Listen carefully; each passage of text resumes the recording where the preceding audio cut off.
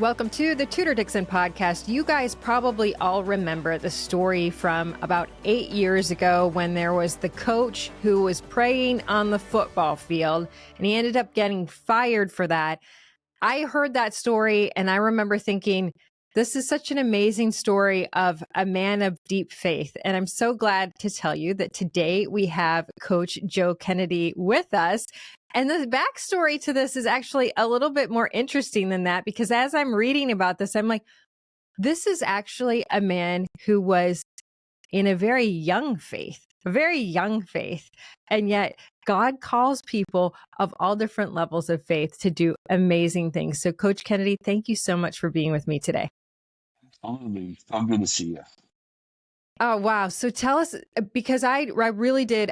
It's kind of, I don't know how to explain it. I think when I heard your story, it was one of those things where I was like, oh, I wish that I was that brave that I could do that. But I clearly don't have that level of faith inside of me. Like I'm still growing in my faith. So I would need a lot more faith to be able to boldly go up against the whole machine.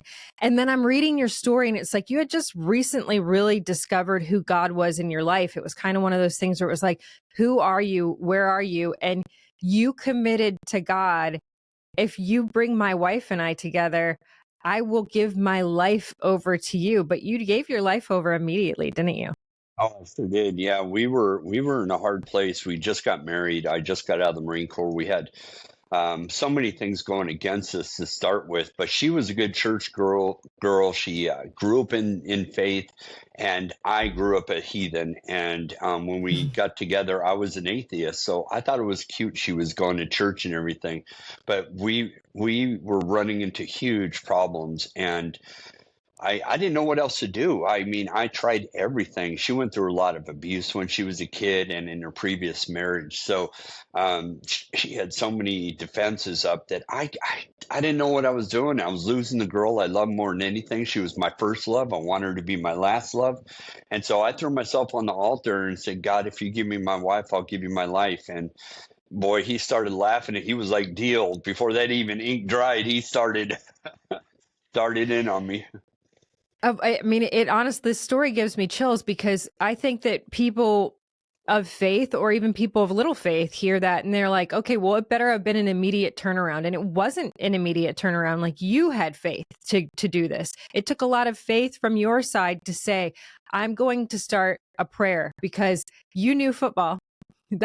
I kind of love that too about this. I'm like, here is something that was like such a guy's thing. You know, you came from serving in the military to going into a high school to coaching football, and you knew football. And so that was your area to connect with God too, which I find fascinating, because people are like, how do I connect?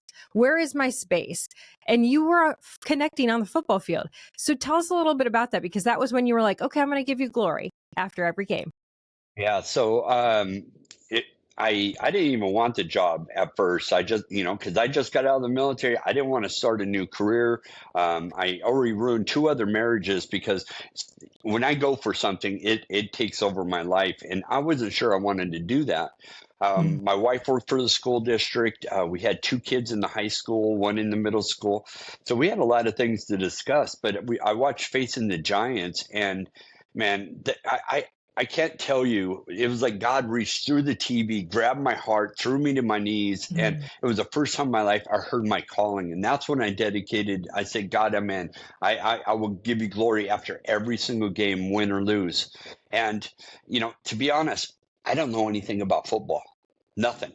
But I know about leadership, team building, discipline. I know how to get these kids to be turning into better young men and to get most out of people. In my military career, that's what I did. I trained people to be better. And I just took everything I learned there and add that with a whole bunch of love for these guys, and boom, there you go. It was a good combination. And a 20-year Marine veteran. And I think that's also key here, because a lot of people come out and say exactly what you just said. You blamed yourself. I destroyed a few marriages. I go for things all in. It's hard to be around me. I mean, I think that's what so many of our veterans come out of the military, and they're lost. They're like, I'm just breaking things because I was trained to break things, and now I'm out there breaking things. And you really gave yourself over. And I think that personality of going for it all in and having served for so many years and being a person who is a protector. Sometimes to protect it is hard for you to give up that role and be vulnerable. This was a moment where you decided to be really vulnerable. And giving everything up, especially when it came to when they told me I needed to choose between my faith and my job. I mean, I always put myself out there for God. I put myself out there for my wife, and that was the first two times that I've ever surrendered anything in my life. So I I told these guys, every one of my team, they knew exactly where I stood at all times. And I gave them everything, and their families, not just the kids, their families, our community, everything, the school, the district, everything I possibly could. I've been called to serve, and it's just what I do.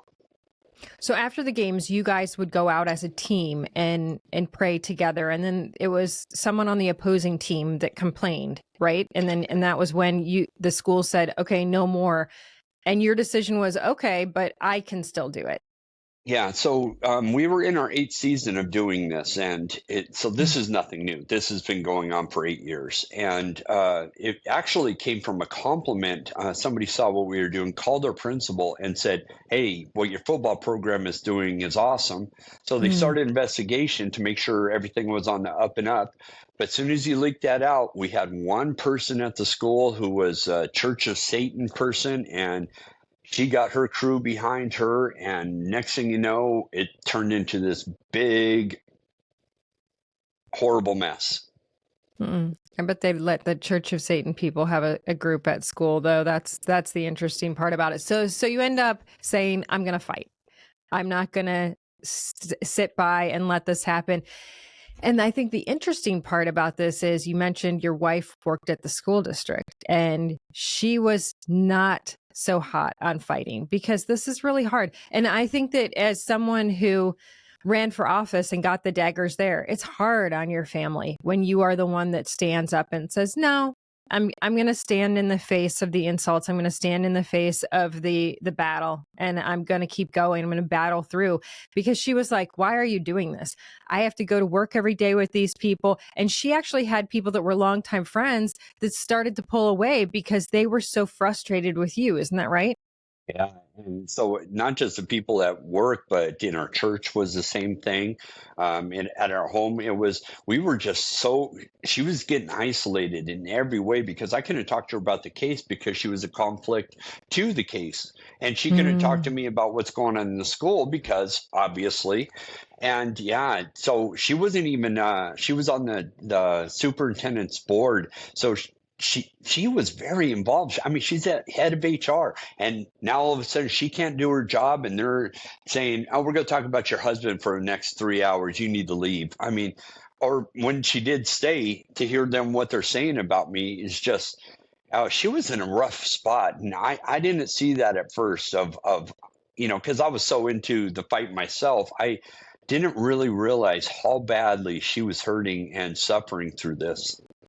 It's interesting because this all goes to you at the beginning saying, God, bring my wife and I together and I will follow you. Like, I'll dedicate my life to you. So this moment, I think what you just said is I didn't see it at first. And I think in this moment, had you seen it, would you have been so faithful? And that's when God closes our eyes to certain things so that you can continue on the journey that would ultimately bring you together. But in that moment, there must have been sometimes once you started to figure out, man, she's really going to walk out the door. Why are you doing this? Because I thought I made a deal. Oftentimes we make deals all the time with God. It doesn't go the way we think. But God was faithful to you. But there must have been a moment where you were like, hey, this all started based on these two people, me and my wife, and that's not going so hot right now. Yeah, it got so tough, and she said, "Yeah, I need to leave," and I said, "Well, it's our kids are here. No, it's your house. I will leave." So I was actually walking out the door so we could take one of those breaks, and I got a text message from the guys who did Facing the Giants, Alex Kendrick, and right as I was getting ready to walk out the door, and so I fall down the stairs. I can't breathe. My wife comes over there, and so she's been under the assumption that she grew up with me since we were 9. We've been together, so she knew I was rebellious. I I don't like authority, and you're not going to tell me what to do. Attitude, being really defiant, and she thought this was part of it. She couldn't understand why. And this is a 15-second prayer. She couldn't understand why I would put our marriage above a 15-second prayer. And then when I fell down the stairs and she watched that video from the Kendricks, I mean, it was like the scales fell from her eyes. She instantly understood that this was a God thing. Now, God waited for the 11th hour, 59 minute, and 59 second to show up, but he absolutely showed up, and we were inseparable. Two became one, and we got to do the last round of the trials together, side by side, hand in hand. God showed up at the perfect time. Absolutely. That's what had to happen. That's how God works. I mean, and that's what, when you are in the struggle and you're going, why are you putting me through this? Why is she walking out the door? She had to be at that point and what I read is that at that moment, she felt the Holy Spirit just open her eyes, and you had already been there. I mean, you already had this faith, and you were like, I've got a deal. I've got to follow the Lord. Like, this is what he said. And she says at that moment, and correct me if I'm wrong, but she says at that moment, when the Holy Spirit opened her eyes to this, she realized this was about God. This was not about you. This was not about a moment of personal glory. This was not because she knew who you were. You talk about being a fighter and like, I'm never going to shy away from the battle. And she knew that was kind of like, you were a bit of a misfit your whole life. And she just thought you were being, difficult. But then she saw that video and she went, wow, this is about being a chord of 3 strings. This is about coming together. That is exactly it. Cool. That is so well said. That is the best, because I'm a visual guy, and that is exactly what it is. I take a look at our life, and her and my chords were intertwined the whole entire time, but it was so weak because we didn't have the third one. So when God was in it, boy, I tell you, nothing will break us up, and we can get through anything. We've been through hell, and we will keep fighting, and we will always stand for the Lord.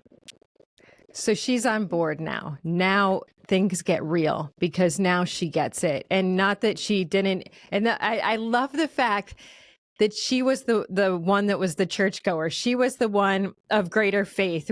That's how you presented it at the beginning. And then suddenly she's like, oh my word, this is what I've been wanting. This is what we need to do together. And so now you are going into battle as 3. And it is a totally different story going into battle as 3. So what happens? Because you have gone through these court cases, and she's like, why are you going to the Supreme Court? Now she sees it. So what does the court say? What happens? Yeah, the lower courts, what they ruled, and then so we went to the Supreme Court twice. We lost 7 times along the way over those 8 years. And the lower courts, the way they ruled was that any display of religion in the public square is grounds for termination. Now, that should scare every American, that any kinds of faith, you can't wear a cross. I can't wear a Jewish yarmulke. I mean, you think about everyday stuff. You can't pray at in churches now. You can't, because that's basically in public where somebody can see you, or over your meal when you're at Applebee's or something. So we had the weight of the world on our shoulders that if this stuck and we lost the case, we would have been the ones that screwed it up for everybody. We just lost all religious freedom for all Americans. And so that's what it really came down to. And that's what we were battling. And thank God the Supreme Court took a look at what actual facts of the case was, and took a look at the Constitution and ruled accordingly, because it would have been devastating for Americans. Oh, yeah, that pesky Constitution that actually shows what your rights truly are, because that idea of separation of church and state, that's an idea.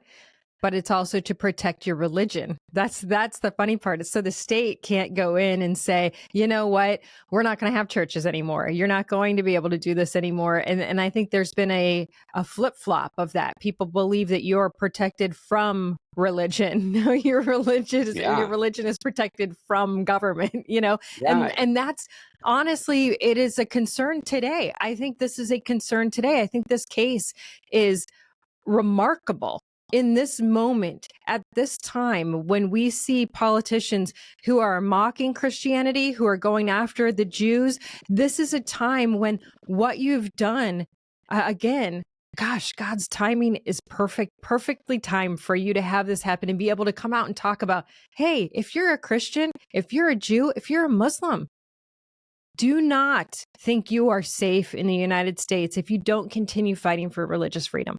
Yeah, and the beauty of it is, like you said, we've been programmed for the past 50 years that you can't intertwine religion and in the state. And that's just a farce. That's not even a real thing. But there was an old case in 1971 that set that whole precedent. And we've been trained from this one stupid case. 7,000 different cases where religious freedom was squashed because of this Lemon case. And what we did is we smashed that. That is no longer there. So right now, even though most people don't understand it or realize it, we have more religious freedom today than we've had in the past 50 years. That's pretty cool. So we need to be flexing our muscles. We need to be exercising our rights as Americans. And like you said, especially now, we got an election coming up real soon. And I heard there's like 30 million Americans plus that call themselves Christian that don't even vote. Boy, Right. I just can't wrap my brain around that. I don't understand it. Makes no sense. There is such a push against faith right now. I mean, as we look around the country and we see these protesters on college campuses that are openly attacking Jewish students and telling Jewish students that they're not welcome. Years ago, I interviewed a bunch of Holocaust survivors, and I've told this story before, but one of the women, we went to their home, and they were it was an apartment building in South Florida. And the wife had been in Auschwitz, and the husband had been in Dachau and Auschwitz.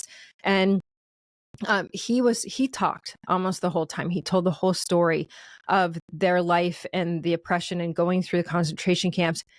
And she sat silent. And I noted, I thought, she hasn't said a word. She didn't seem to want to say a word. She looked angry. And probably because I was asking very naive questions at the time, because I didn't live through World War II, and I had this very naive American view of religious freedom and how we were all going to be able to do whatever we want. This is like kind of utopian view of what America was. And as I walked out the door, we packed all of our stuff up. And as I walked out the door, she grabbed my arm, and I looked down at her, and she said, "They hate the Jews and they'll do it again."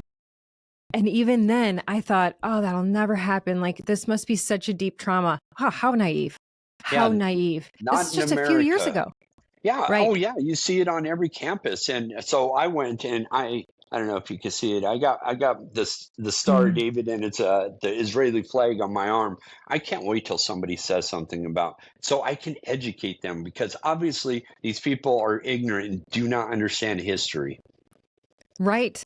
That's exactly right. And yet we have these young people today who will stand up and say they don't believe that you should be able to pray in the public square, that they shouldn't have even a preacher on campus, that no one should be able to speak from the Bible on campus.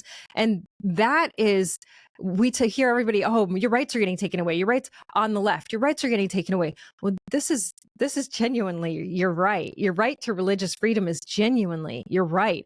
And the idea that there are people in this country who want to take that right away, and many of them very naively want to take that right away. And I suspect that potentially even at your school, the person who did that wasn't somebody that hated Christians, somebody who had the idea in their head that you weren't allowed to be religious. Yeah, and that's what's sad is we've been programmed for that.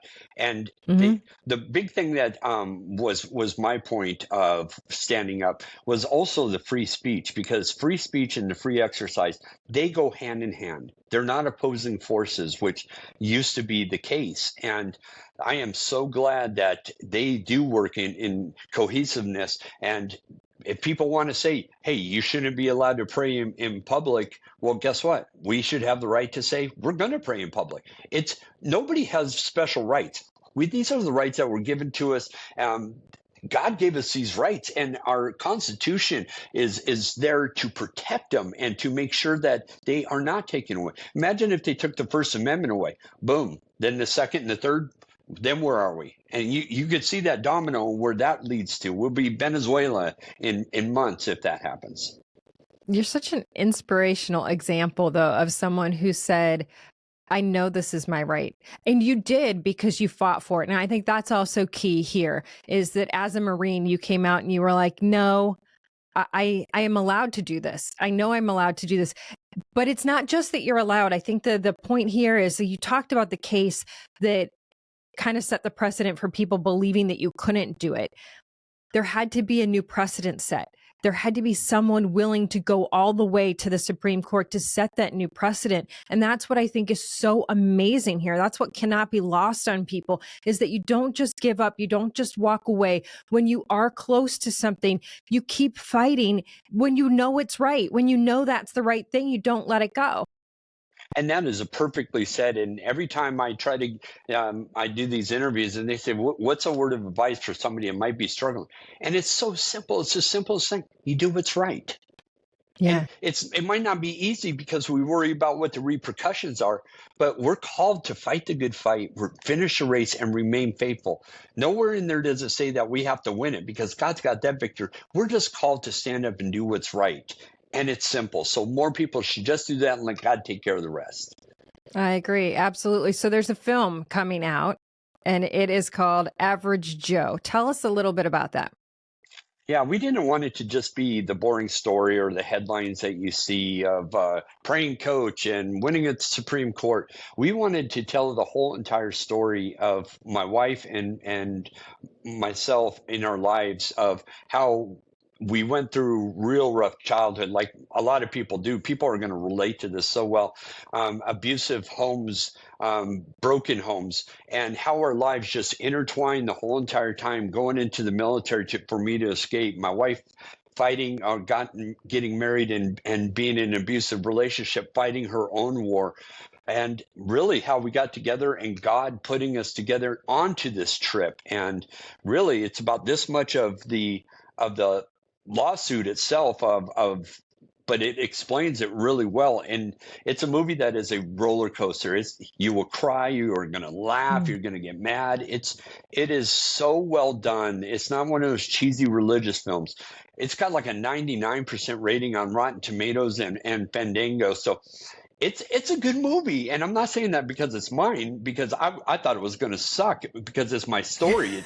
It doesn't even sound like a good story, but people just automatically respond to it, and I haven't gotten any bad feedback. Everybody's loving it, and more people, they're telling everybody to go see this movie because it's a perfect way to tell people about the love of our country, the love of your spouse, and the love of your God, and putting all those together. It's your story, but it's our story because we are all born sinners. We all go through heartbreak. We're all broken people and we are all clawing every minute to get to the Lord. And that is what you did. And that is how you continued through this journey. I mean, your faithfulness is incredible. And at the time, it probably didn't feel like that. At the time, there were moments where, I mean, I know how this goes. It's like, am I being faithful? Is this what you want? But you were. And I mean, just like the stories that we read in the Bible, the stories of the Bible are filled with broken people who clawed their way to the Lord and did it with everything that they could, saying, I believe in you. I trust in you. I trust you are taking me in the right place. And this to me is like the modern day biblical story of someone who fought for God, for his glory, and ultimately prevailed. And this is to go out there and show other people, look, just like you've been broken, just like you've been hurt, there is hope, there is light, and there is a way to get there. And this is, to me, I know you say this is not one of those cheesy God movies. There is no better story, though, about faith than this. And I just love it. So tell people where they can find Average Joe. Yeah, I'm not really original and I keep things simple. So averagejoemovie.com. You go in there, right? You could go in there and put your zip code and it'll tell you what theaters and all the times. You can buy your tickets on there. You could go to Fandango. You could go to just about anywhere movies are playing, and it's being played all over the United States. But yeah, go to averagejoemovie.com and share it after you see it. Share it with everybody. We need to be the light in this darkness, right? Especially at this time in our history of America. Yes, there is a light out there. That is the path. Walk with Jesus. Thank you so much, Coach Joe Kennedy. What an amazing story. Thank you for sharing. You are awesome. Keep fighting the good fight. Absolutely. You too. And thank you all. You all keep fighting the good fight too. Thanks for joining us on the Tudor Dixon Podcast. Make sure you subscribe at TudorDixonPodcast.com or head over to the iHeartRadio app, Apple Podcasts, or wherever you get your podcasts. And join us next time on the Tudor Dixon Podcast. Have a blessed day.